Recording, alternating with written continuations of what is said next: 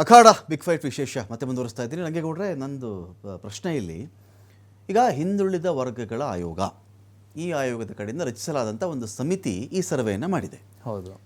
ಕೆಲವರು ತಕರಾರುತ್ತಾ ಇರೋದೇನು ಅಂತ ಹೇಳಿದ್ರೆ, ಸ್ವಾಮಿ ಈ ಸಮಿತಿಯಲ್ಲಿ ನೀವು ಕೂಡ ಒಂದು ಕ್ವಶನ್ ರೈಸ್ ಮಾಡಿದ್ರಿ, ಈ ಸಮಿತಿಯಲ್ಲಿ ಲಿಂಗಾಯತ ರೆಪ್ರೆಸೆಂಟೇಟಿವ್ ಯಾರು, ಗೌಡ ರೆಪ್ರೆಸೆಂಟೇಟಿವ್ ಯಾರು, ಬ್ರಾಹ್ಮಣ ರೆಪ್ರೆಸೆಂಟೇಟಿವ್ ಯಾರು, ಈ ಥರ ಬೇರೆ ಬೇರೆ ಸಮುದಾಯಗಳ ಪ್ರತಿನಿಧಿಗಳು ಇಲ್ಲದೆ ಹಿಂದುಳಿದ ವರ್ಗಗಳ ಆಯೋಗ ಬೇರೆ ಜಾತಿಗಳಿಗೆ, ಈಗ ನೀವು ಅದರಲ್ಲಿ ಅಲ್ಪಸಂಖ್ಯಾತರು ಸೇರಿಸ್ಕೊಂಡಿರಬಹುದು, ಅಥವಾ SC ಸೇರಿರಬಹುದು, ST ಸೇರಿರಬಹುದು, ಇದು ಬಿಟ್ಬಿಟ್ಟು OBC ಸೇರಿರಬಹುದು, ಬಿಟ್ಬಿಟ್ಟು ಬೇರೆ ಜಾತಿ ಮಾಡೋಕ್ಕೆ ಹೋದಾಗ ಆ ಕಡೆಯಿಂದ ರೆಪ್ರೆಸೆಂಟೇಟಿವ್ ಆದರೂ ಇರಬೇಕಾಗಿತ್ತು, ಅಲ್ಲಿ ಪಾಲ್ಗೊಳ್ಳುವಿಕೆ ಇರಬೇಕಾಗಿತ್ತು, ಪ್ರತಿನಿಧಿತ್ವ ಇರಬೇಕಾಗಿತ್ತು. ಅಲ್ಲೇ ಎಡವಿರೋದು.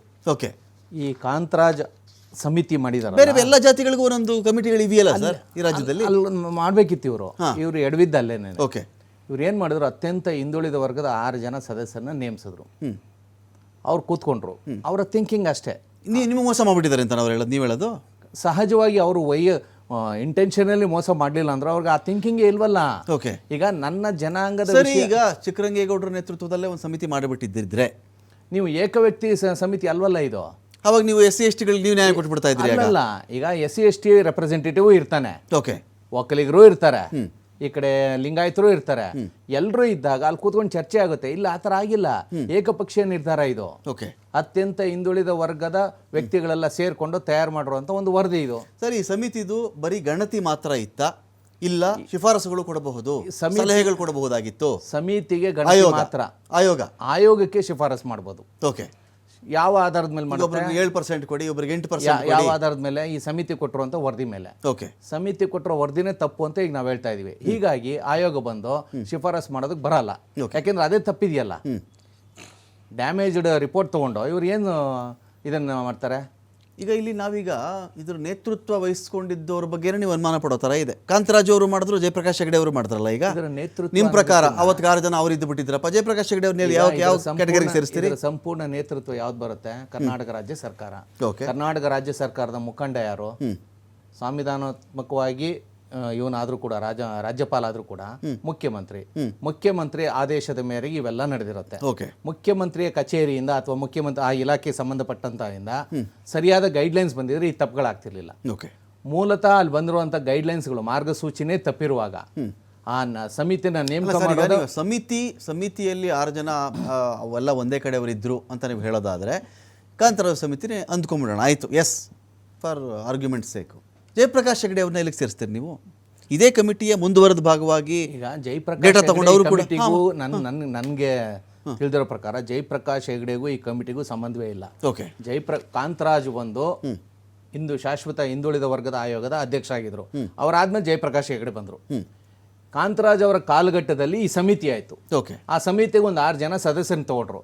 ತಗೋಬೇಕಾದ್ರೆ ಅಥವಾ ಸರ್ಕಾರ ನೇಮಿಸ್ಬೇಕಾದ್ರೆ ಒಂದೇ ವರ್ಗದವ್ರನ್ನ ನೇಮಿಸೋ ಬದಲು A B C ಅಂತ ಇವ್ರು ಏನೋ ಮಾಡ್ಕೊಂಡಿದಾರಲ್ಲ, 1 2 3 3A 2A ಅನ್ಕೊಂಡು ಅಟ್ಲೀಸ್ಟ್ ಒಂದೊಂದು ಕಡೆಯಿಂದ ಒಬ್ಬೊಬ್ಬನ ಪಿಕ್ ಮಾಡಬೇಕಿತ್ತು. ಒಂದು ಲಿಂಗಾಯತರಲ್ಲಿ ಒಬ್ರು, ಒಕ್ಕಲಿಗರಲ್ಲಿ ಒಬ್ರು, ಈ ರೀತಿ ಸ್ವಲ್ಪ ಮೇಲ್ನೋಟಕ್ಕಾದ್ರೂ ತಗೊಂಡು ಆ 6 ಜನದ ಕಮಿಟಿ ಮಾಡಿಬಿಟ್ಟು, ಕಾಂತರಾಜ್ ಅವರೇ ಈ ಒಂದು ಕಮಿಟಿ ನಿಮ್ಗೆ ಕೊಟ್ಟಿದ್ದೀವಿ, ನೀವು ಸರ್ವೆ ಮಾಡಿ ಅಂತ ಹೇಳಿದ್ರೆ ಅಲ್ಲಿ ಸ್ವಲ್ಪ ಮಟ್ಟಿಗೆ ನ್ಯಾಯ ಸಿಕ್ಕಿರೋದು. ಅಲ್ಲಿ ಏನು ಮಾಡಿದ್ರು, ತೀರಾ ಹಿಂದುಳಿದ ವರ್ಗದ 6 ಜನ ನೇಮಿಸ್ಕೊಂಡ್ರು, ಮಾಡಿ ಅಂತ ಹೇಳಿದ್ರು. ಎಲ್ಲ ಅವ್ರು ಸೇರಿದ್ರು. ಹಸ್ದಿರೋರು ಸೇರಿದಾಗ ಅವರು ಊಟದ ಬಗ್ಗೆ ಯೋಚನೆ ಮಾಡ್ತಾರೆ, ಬೇರೆ ಇನ್ಯಾವುದೂ ಯೋಚನೆ ಮಾಡಲ್ಲ. ಅಲ್ಲಿ ಬೇರೆ ಆಗಿದೆ ಅಂತ ನೀವು ಹೇಳೋದು? ಖಂಡಿತವಾಗಿಯೋ ಅಲ್ಲೇ ಆಗಿರೋದ. ಆಮೇಲೆ ಗೈಡ್ಲೈನ್ಸ್ ಕೊಟ್ರಲ್ಲ, ಗೈಡ್ಲೈನ್ಸು ಕೂಡ ತಪ್ಪಿದೆ. ಗೈಡ್ಲೈನ್ಸು ತಪ್ಪಿದೆ. ಆಮೇಲೆ ಯಾರನ್ನು ಸರ್ವೆ ಮಾಡಕ್ಕೆ ಹೇಳಿದ್ರು ಇವರು? ಜಾತಿ ಸರ್ವೆ ಮಾಡಕ್ಕೆ ಹೇಳಿದ್ರಲ್ವಾ? ಜಾತಿ ಸರ್ವೆ ಮಾಡಿದ್ರೆ ಜಾತಿ ಅಂತ ಸೂಕ್ಷ್ಮ ವಿಚಾರಗಳ ಬಗ್ಗೆ ಸಂಪೂರ್ಣ ವಿವರ ಇದೆಯಾ ಆಯೋಗದಲ್ಲಿ? ಈಗ ಅಲ್ಲಿ ನಂದೊಂದು ಅಬ್ಜೆಕ್ಷನ್ ಇದೆ. ಯಾರು ಬೇಕಾದ್ರೂ ಹೋಗಿ ಯಾವ ಜಾತಿ ಬೇಕಾದ್ರೂ ಡಿಕ್ಲೇರ್ ಮಾಡ್ಕೋಬೋದಂತೆ. ತಕ್ಷಣ ಅದನ್ನ ಅಕ್ಸೆಪ್ಟ್ ಮಾಡ್ಕೊಂಡು ಅದಕ್ಕೆ ಇದು ಕೊಟ್ಬಿಡ್ತಾರೆ, ಒಂದು ಸೀರಿಯಲ್ ನಂಬರು. ಅಂದ್ರೆ ಆ ಜಾತಿ ಇದೆಯಾ ಇಲ್ವಾ, ನಿಜವಾದ ಇದನ್ನ ಚೆಕ್ ಮಾಡೋದಕ್ಕೆ ಒಂದು ಬೇಕಲ್ಲ. ಅಲ್ಲಿ ಎಲ್ಲಿದೆ ಒಂದು ಅಡ್ವೈಸರಿ ಕಮಿಟಿ ಅಂತ? ವರುಣ ಮಹೇಶ್ ಅವರೇ, ಇನ್ನೊಂದು ಏನು ಬರುತ್ತೆ ಅಂದರೆ, ಅನೇಕ ಕಡೆ ಈ ಕೆಲವರು ರಾಜಕಾರಣಿಗಳು ಒಂದು ಟಿಕೆಟ್ ತಗೊಂಡು ಎಲೆಕ್ಷನ್ಗೆ ನಿಂತು ಬಿಟ್ಟಿರ್ತಾರೆ. ಆಮೇಲೆ ದೊಡ್ಡ ಇಶ್ಯೂ ಆಗುತ್ತೆ, ಸುಳ್ಳು ಜಾತಿ ಪ್ರಮಾಣ ಪತ್ರವನ್ನು ಸಲ್ಲಿಸಿ ಈ ಮನುಷ್ಯ ಗೆದ್ದಿದ್ದಾನೆ, ಇವನು ಆ್ಯಕ್ಚುಲಿ ಈ ಜಾತಿಗೆ ಬರೋದೇ ಇಲ್ಲ, ಇವನು SC ಹೆಸರು ಹೇಳ್ಕೊಂಡು ಬಂದ, ST ಹೆಸರು ಹೇಳ್ಕೊಂಡು ಬಂದ, OBC ಹೆಸರು ಹೇಳ್ಕೊಂಡು ಬಂದ ಅಂತ ಬಂದು ಕೋರ್ಟಲ್ಲಿ ಆ ಕೇಸ್ ಪೂರ್ತಿ ಉಲ್ಟಾಗಿ ಶಾಸಕತ್ವವನ್ನು ರದ್ದು ಮಾಡಿ ಅಂತ ಆದೇಶಗಳು ಕೂಡ ಬಂದಿವೆ ಸರ್. ವಿಷಯ ಹೀಗಿದ್ದಾಗ ನಿಮ್ಮ ಕನ್ಸರ್ನ್, ನಿಮ್ಮ ಕಾಳಜಿ ಇರೋದು ಹಿಂದುಳಿದ ವರ್ಗಗಳ ಆಯೋಗದ ಕಡೆಯಿಂದಾನೇ ಎಲ್ಲ ಡಿಸೈಡ್ ಮಾಡೋದಾದರೆ, ಈಗ ಲಿಂಗಾಯತ ಸಮುದಾಯವನ್ನು ಒಕ್ಕಲಿಗ ಸಮುದಾಯ ಡಿಸೈಡ್ ಮಾಡೋಕ್ಕೆ ಇವ್ರು ಯಾರು ಅನ್ನೋದು ನಿಮ್ಮ ವಿಚಾರನ, ಅಥವಾ ಎಲ್ಲ ಜಾತಿಗಳ ಪ್ರತಿನಿಧಿ, ಎಲ್ಲ ಕಮ್ಯುನಿಟಿಗಳಿದೆಯಲ್ಲ ಪ್ರತಿನಿಧಿಗಳನ್ನು ಸೇರಿಸಿ ಒಂದು ಕಮ್ಯುನಿಟಿ ಮಾಡಿ ತೀರ್ಮಾನ ಮಾಡಬೇಕಾಗಿತ್ತು ಅಂತ ನೀವು ಹೇಳ್ತೀರಾ ಅಂತ? ಸರ್ ಖಂಡಿತ. ಯಾಕೆಂದರೆ ಈಗೇನು ನಮ್ಮ ರಂಗೇಗೌಡರು ಹೇಳಿದ್ರು ಅದು ನಿಜ.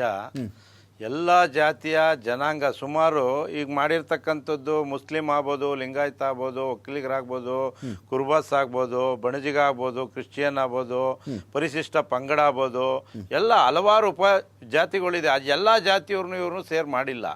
ಆಮೇಲೆ ಈಗ ಏನು ಇವರು ಹೇಳ್ದಂಗೆ ಹಿಂದೆ ಕಾಂತರಾಜ್ ಆಯೋಗ ಮಾಡಿ ಹೆಚ್ಚು ಕಡಿಮೆ 10 ವರ್ಷ ಆಯಿತು ಸರ್.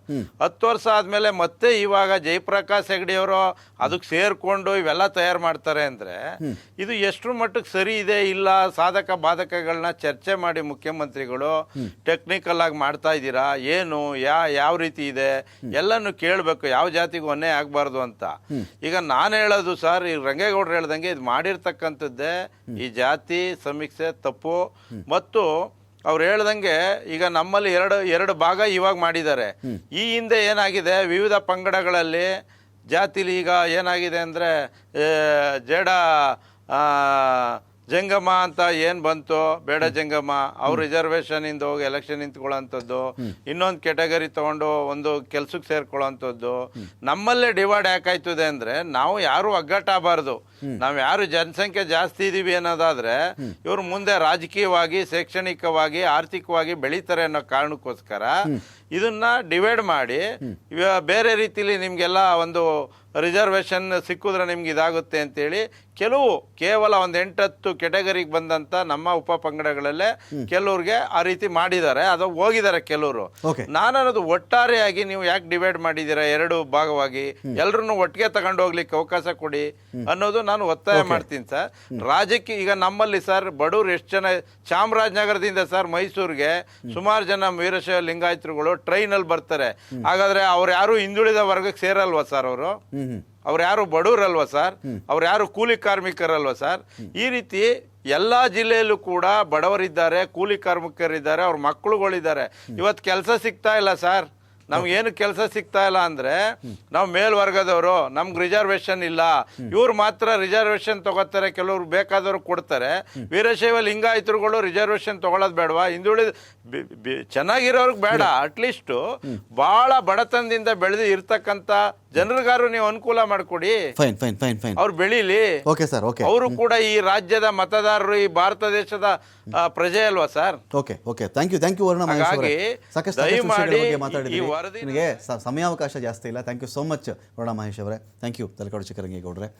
ಅಂದರೆ ಎಲ್ಲರ ಒಂದು ಮೂಲ ಉದ್ದೇಶ ಈ ಶೈಕ್ಷಣಿಕವಾಗಿ ಹಿಂದುಳಿದಿರ್ತಾರೆ, ಆರ್ಥಿಕವಾಗಿ ಹಿಂದುಳಿದಿರ್ತಾರೆ ಅಂಥವ್ರು ಯಾವುದೇ ಜಾತಿಲಿರಲಿ ಅಂಥೆಲ್ಲರಿಗೂ ನೆರವಾದಾಗ ಮಾತ್ರ ಒಂದು ಸುಖಿ ಸಮಾಜವನ್ನು, ಸಮಾಜವನ್ನು ನಿರ್ಮಾಣ ಮಾಡೋಕ್ಕೆ ನಾವು ಸಾಧ್ಯವಾಗುತ್ತೆ. ಬರೀ ಕೆನೆಪದರಗಳೇ ಬೆಳೀತಾ ಇದ್ದರೆ, ಕೆನೆಪದರ ಅವ್ರಿಗೆ ಅದೇ ಜಾತಿಲಿ ಮೇಲೆ ಬಂದಿರ್ತಾನೆ, ಅವನೇ ಮುಂದುವರ್ಕೊಂಡು ಹೋಗ್ತಿದ್ರೆ ಗತಿ ಏನು ಅಂತ ಕೂಡ ಒಂದು ಪ್ರಶ್ನೆ ಅವರಲ್ಲಿ ರೈಸ್ ಮಾಡ್ತಾಯಿದ್ರು.